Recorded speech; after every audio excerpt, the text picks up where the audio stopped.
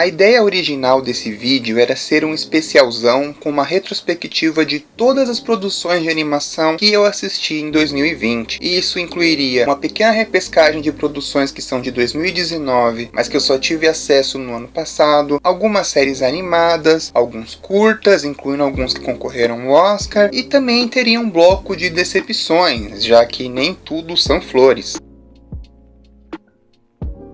Mas como 2020 foi um ano bem cretino por diversas questões, que a essa altura do campeonato nem cabe mencionar mais, infelizmente muitas delas a gente ainda está vivenciando, principalmente por conta da nossa questão política, mas tentando trazer um pouco mais de otimismo e relembrar o que o ano trouxe de bom, trago aqui uma lista pessoal de algumas produções interessantes que assisti ao longo do ano, para indicar para vocês, e eu espero que vocês gostem. Antes de ir para a lista em si, eu assisti pelo menos uns 13 lançamentos do ano passado, e muita coisa acabei não conseguindo ver ainda, como o novo filme do Masaaki Yuasa, o novo filme do Estúdio Colorido, The Croods 2 e também Mate ou Deixe Essa Cidade, uma animação que passou aqui no Brasil pela Mostra Internacional de Cinema na sua edição online.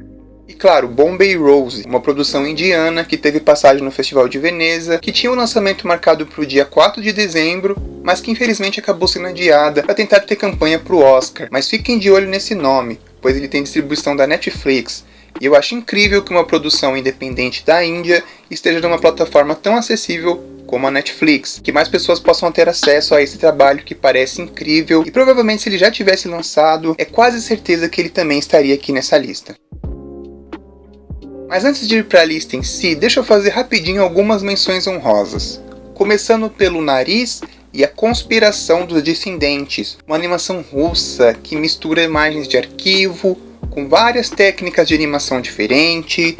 É uma loucura visual, você tem animação de recorte, animação de nanquim, o filme é uma ópera misturado com uma sátira política. Falando assim parece uma bagunça, e até certo ponto é sim uma bagunça, mas uma bagunça muito interessante.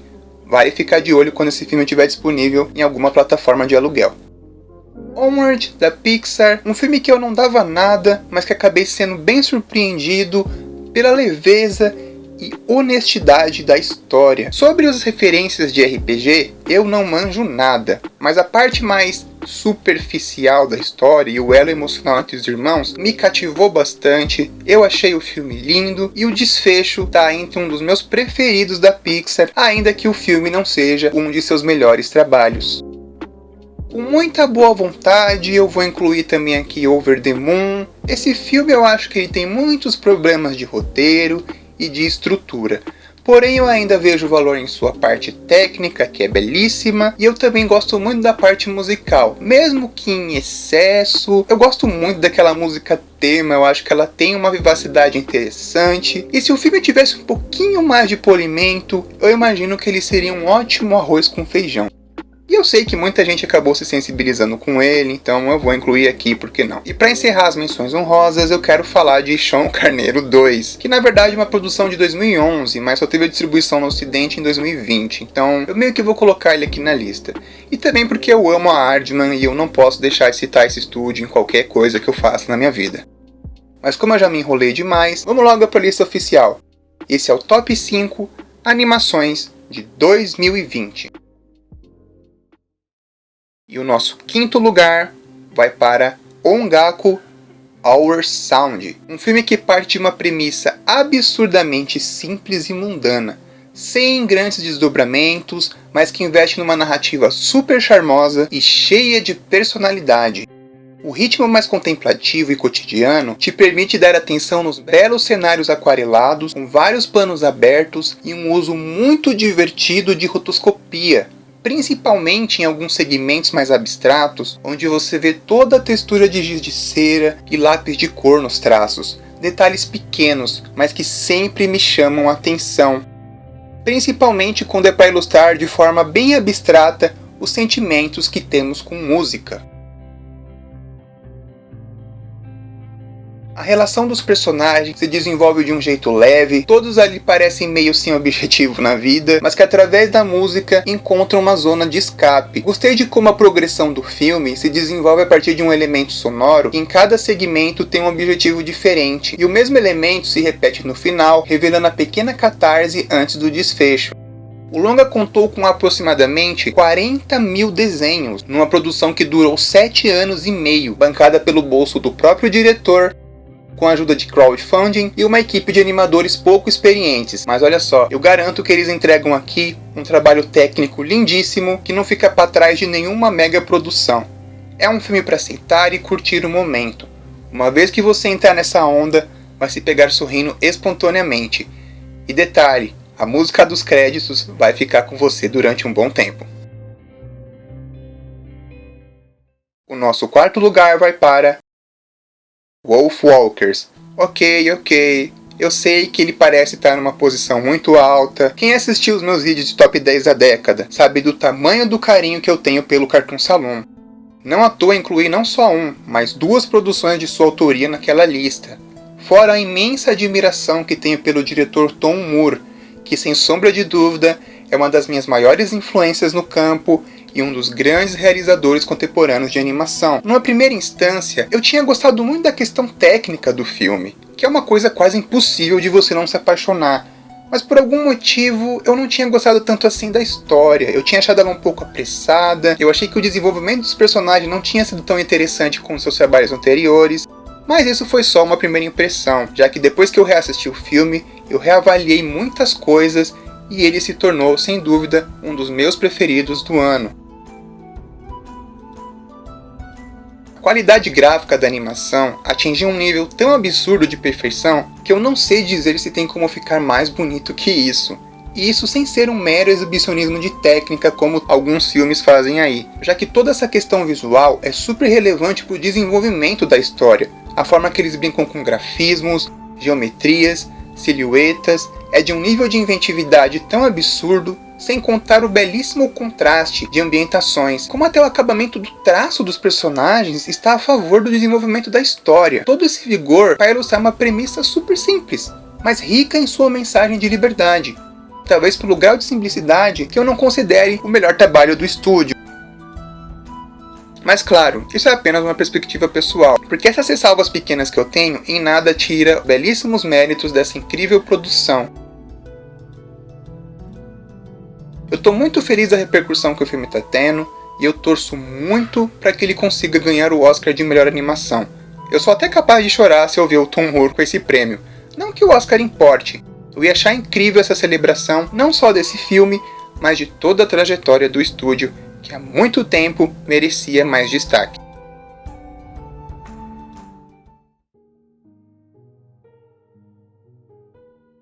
O nosso terceiro lugar vai para A Casa Lobo.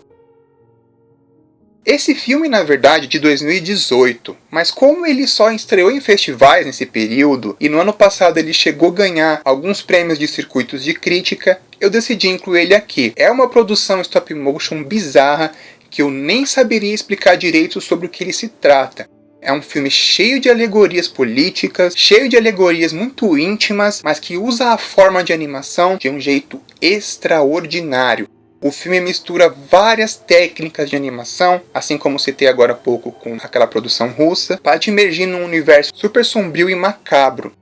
É uma dessas experiências únicas que você precisa assistir pelo menos umas 2 vezes para tentar entender alguns conceitos. Mas eu garanto, mesmo que você não entenda nada da história, o nível de experimentação com as técnicas de stop motion são impressionantes. E você tem de tudo, personagens em papel machê, pinturas na parede que se montam e se desmontam. É uma loucura visual que vai te deixar muito hipnotizado.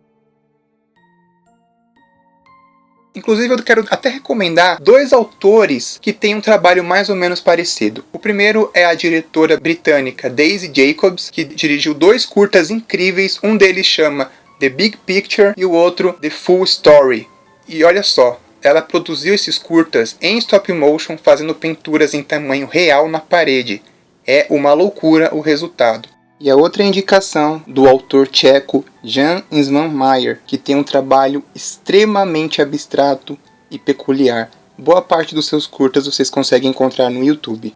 Também queria recomendar aqui o filme Chá de Sangue, Fio Vermelho, que também tem essa vibe de fábula macabra. E assim, se você ainda não se convenceu só por conta da questão experimental, o filme que faz easter egg do Chaves não tem como ser menos que sensacional.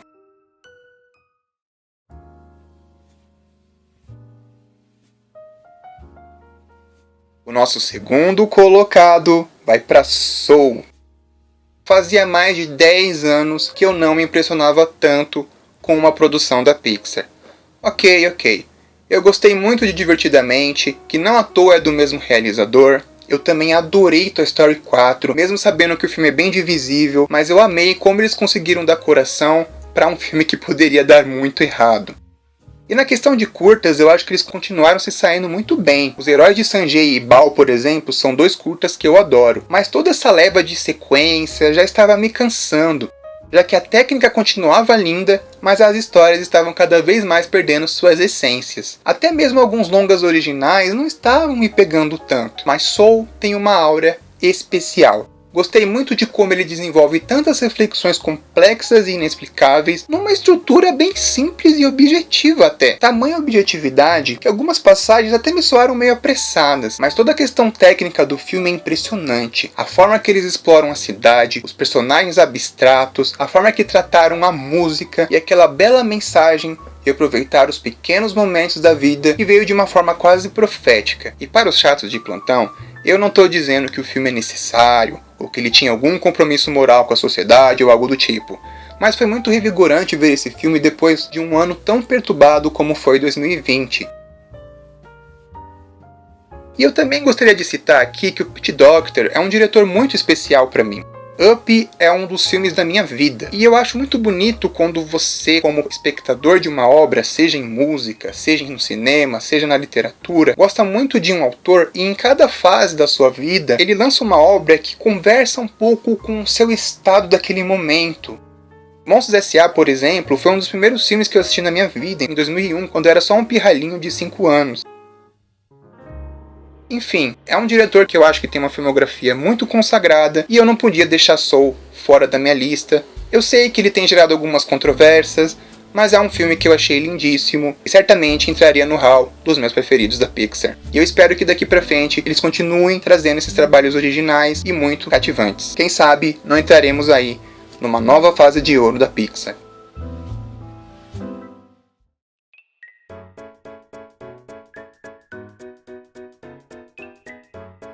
E o nosso primeiro colocado, The Willoughbys.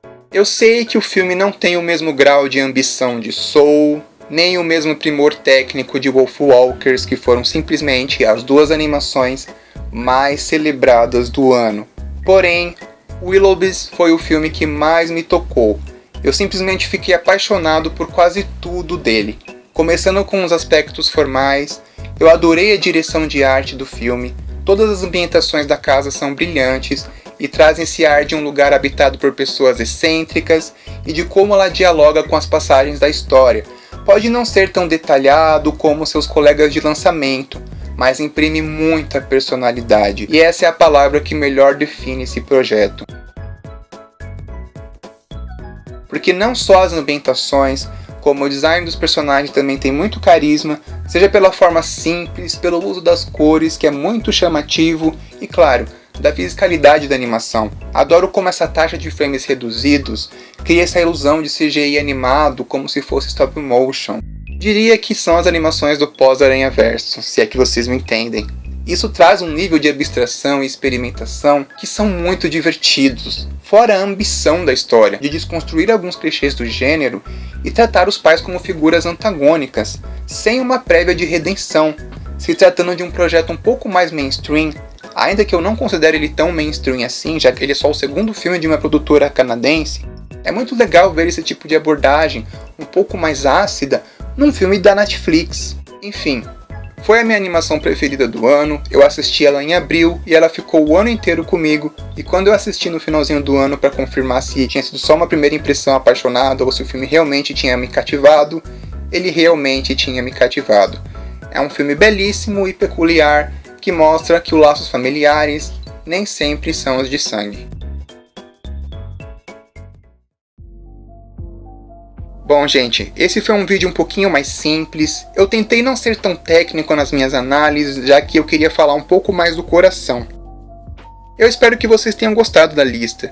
E eu quero tentar trazer mais produções que estejam mais acessíveis. É um pouco complicado dizer isso, pois o meu canal eu quero falar sobre produções que as pessoas meio que não conhecem para elas poderem conhecer.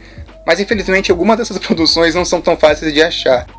Mas esses aqui você consegue encontrar pelos serviços de streaming da Netflix, do Disney Plus e da Apple TV. E se não me engano, tem até no MUBI também. Enfim, gente, esse foi o meu vídeo especial de retrospectiva 2020. Eu espero que vocês tenham gostado. Foi um vídeo um pouco mais espontâneo. Tanto que eu queria até ter gravado num formato de vlog. Tô meio enjoadinho desse formato de mascote. Eu espero que vocês fiquem bem e até a próxima.